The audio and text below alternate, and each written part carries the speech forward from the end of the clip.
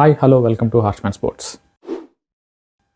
India versus Netherlands last match of group stage for India. ఈ మ్యాచ్లో గెలిచిన ఓడిపోయినా సూపర్ ఎయిట్స్కి పెద్ద ఏమీ ఫరక్ పడదు. కాకపోతే India first toss Suryakumar Yadav toss గెలిచి ఫస్ట్ బ్యాటింగ్ తీసుకున్నాడు. దీని వెనకాల రీజన్ ఏంటంటే నెక్స్ట్ మళ్ళీ సౌత్ ఆఫ్రికాతో ఫస్ట్ మ్యాచ్ అహ్మదాబాద్ స్టేడియంలోనే ఆడబోతున్నారు. సో ఒకవేళ వాళ్ళు రేపొద్దున టాస్ ఓడిపోయి ఫస్ట్ బ్యాటింగ్ చేయాల్సి వస్తే డ్యూ వల్ల ఆ సిచ్యువేషన్లో కూడా కండిషన్లో ఎలా ఆడతారనేది ముందుగానే ప్రాక్టీస్ చేస్తున్నట్టు ఉంటుంది. కాబట్టి ఈ మ్యాచ్లో టాస్ గెలిచి బ్యాటింగ్ తీసుకున్నాడు. అయితే ఆల్మోస్ట్ ఈ మ్యాచ్లో అది బ్యాక్ ఫైర్ అయిందనే చెప్పుకోవచ్చు. ఎందుకంటే నెదర్లాండ్స్ చాలా బాగా బ్యాటింగ్ చేశారు. వాళ్ళకు ఉన్నంత ఫైర్ పవర్లో చాలా వరకు స్కోర్ దగ్గరగా వచ్చారు. తప్పనిసరిగా అభిషేక్ శర్మ గురించి మాట్లాడుకోవాలి. ఫస్ట్ మ్యాచ్ నమీబియా మీద ఎట్ డీప్ స్క్వేర్ దగ్గర కాట్. సెకండ్ మ్యాచ్ తను ఆడింది పాకిస్తాన్ తోటి off spinner, right arm off spinner తోటి మిడ్ ఆన్ దగ్గర కాట్. ప్రెషర్ బాగా బిల్డప్ అయింది. అంటే అట్లీస్ట్ తన రన్స్ స్కోర్ చేయడం స్టార్ట్ చేయాలని. ఇప్పటిదాకా 1 రన్ కూడా స్కోర్ చేయాలి ఈ వరల్డ్ కప్లో. అయితే ఈ మ్యాచ్లో ఇండియా గెలిచినా గెలవకపోయినా సూపర్ ఎయిట్కి ఆల్రెడీ క్వాలిఫై అయిపోయారు. కానీ క్లియర్గా అభిషేక్ శర్మ ఫేస్లో ఒక నర్వస్నెస్ అనేది కనపడింది. డెఫినెట్గా వివిధ రకాల ప్రెషర్స్ తన మీద ఉన్నాయి. అదే ఇంటెంట్ కంటిన్యూ చేయమని ఒకళ్ళేమో టెక్నిక్ కాదు, కేవలం ఊపుడు స్లాగర్ ఎత్తడం అని కొన్ని విమర్శలు. ఇవి కంపల్సరీగా బ్యాట్స్మెన్ని ఎఫెక్ట్ చేస్తాయి.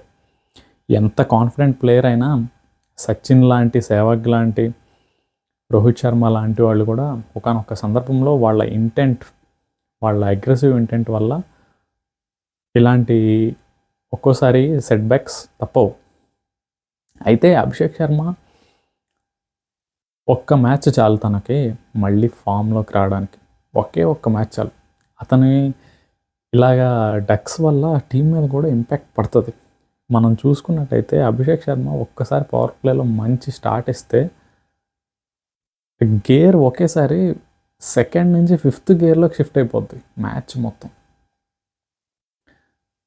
అండ్ తెలిసిన విషయం ఏంటంటే అభిషేక్ శర్మ ఆడితే ఆ ఊపే వేరు. అది క్లియర్గా అర్థమైంది ఈరోజు మ్యాచ్లో కూడా. డెఫినెట్గా శర్మ విల్ బౌన్స్ బ్యాక్, ఇందులో సందేహపడాల్సిన విషయమే లేదు. అయితే కొంతమంది విమర్శలు కామన్. 3 డక్స్ అవ్వడం వల్ల అవన్నీ quite common. Hope he comes good in super eights. అయితే అభిషేక్ శర్మ ఈరోజు తన బ్యాటింగ్కి విరుద్ధంగా అక్రాస్ ద లైన్ ఆడాడు ఆఫ్ స్పిన్నర్. అది ఫస్ట్ 2 బాల్ డాట్స్ అవటం వల్ల కొంచెం ప్రెషర్ బిల్డ్ అయిందనే చెప్పుకోవాలి. అతని ఫేస్లో క్లియర్గా కనపడుతుంది.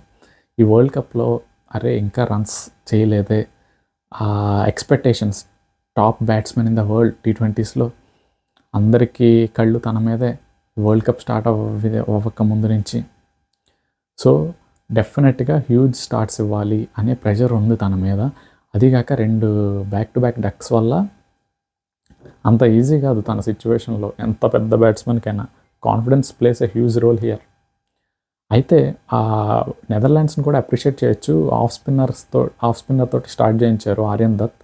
తను మంచి లైన్ అండ్ లెంత్ తోటి వికెట్ టు వికెట్ బౌలింగ్ వేశాడు.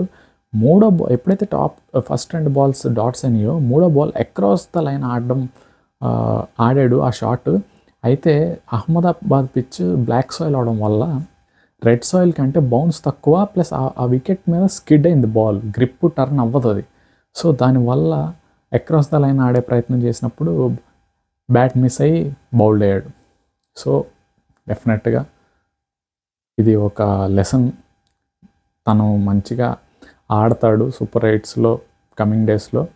It just 1 other bad day. దీనివల్ల అతన్ని స్క్వాడ్లోంచి తీసేయడం అనేది మూర్ఖత్వమే అవుతుంది. ఎందుకంటే లాస్ట్ 1.5 years నుంచి అతను ఎంత బాగా ఆడుతున్నాడో, సింగిల్ హ్యాండెడ్గా మ్యాచెస్ గెలిపించినవి, సింగిల్ హ్యాండెడ్గా పవర్ ప్లేలోనే మ్యాచెస్ డిసైడ్ చేసిన మ్యాచెస్ చాలా ఉన్నాయి.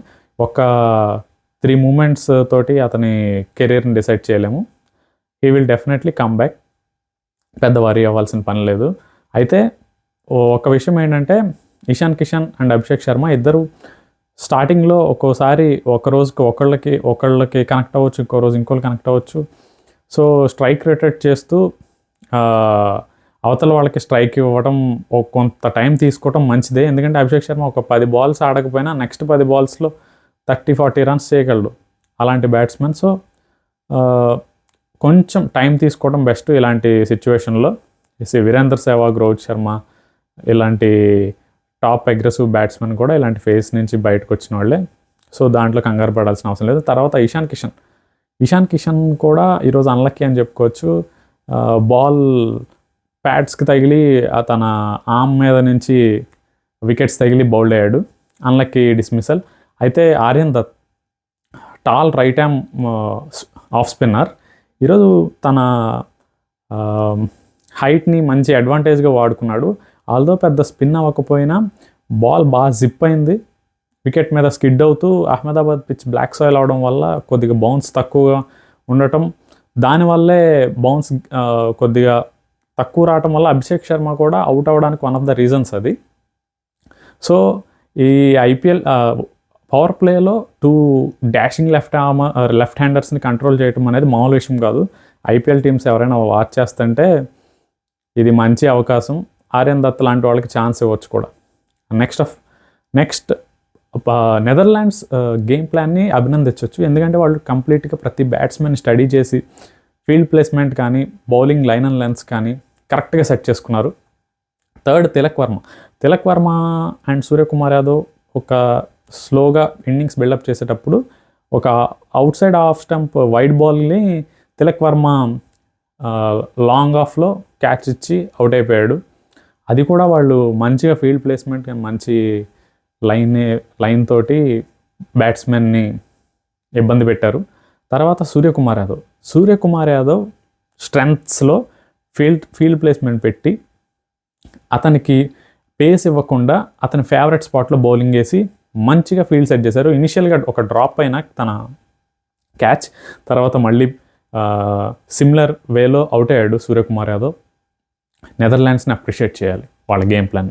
ఆ తర్వాత ఇది ఒక టైమ్ ఆఫ్ డిఫికల్టీలో ఉన్న టైంలో Shivam Dube and Hardik Pandya, especially Shivam Dube single హ్యాండెడ్గా ఒక 200 స్ట్రైక్ రేట్ తోటి 60+ runs స్కోర్ చేసి ఇండియాకి ఒక రెస్పెక్టబుల్ టోటల్ ఒక 193 స్కోర్ చేయగలిగిందంటే majority of the reason is Shivam Dube. ఈరోజు శివం దూబేకి కంగ్రాట్స్ చెప్పాలి.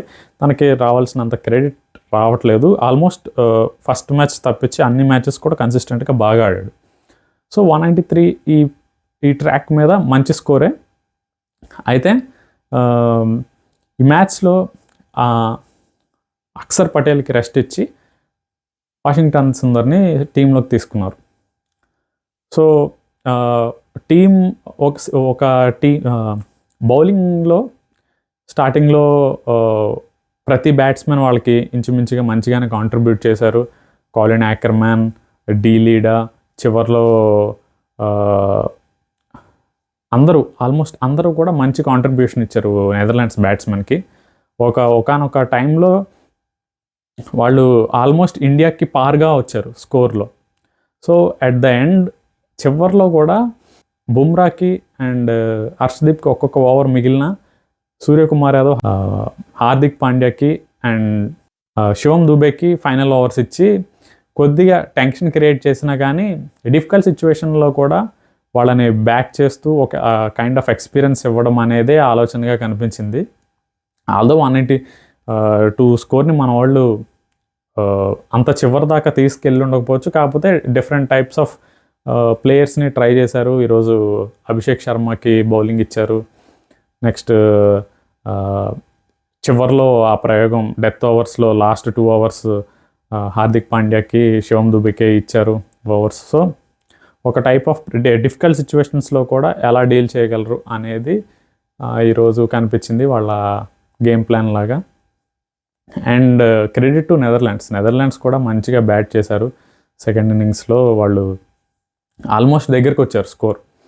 సూపర్ 8స్లో సౌత్ ఆఫ్రికా మీద ఒకవేళ ఒక చిన్న కన్సర్న్ ఏంటంటే సెకండ్ బ్యాటింగ్ సౌత్ ఆఫ్రికా ఒకవేళ చేసేటట్టయితే కొంచెం మనం ఫీల్డింగ్ కొంచెం ఇంప్రూవ్ చేసుకోవాలి. ఈరోజు ఫీల్డింగ్ కొన్ని క్యాచెస్ డ్రాప్ అవ్వడం చూసాం. అండ్ అభిషేక్ శర్మకి అసలుకి ఏది లక్ కలిసి రావట్లా. బ్యాటింగ్, ఫీల్డింగ్, బౌలింగ్లో మూడుట్లో కూడా ఈరోజు డిసప్పాయింట్ చేశాడు.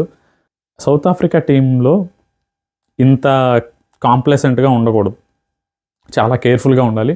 ఎస్, కొంచెం నెదర్లాండ్స్ అనే ఒక కైండ్ ఆఫ్ మన వాళ్ళు కంప్లీట్ ఫుల్ పొటెన్షియల్తో ఆడలేదన్నట్టుగా అనిపించింది ఈ మ్యాచ్.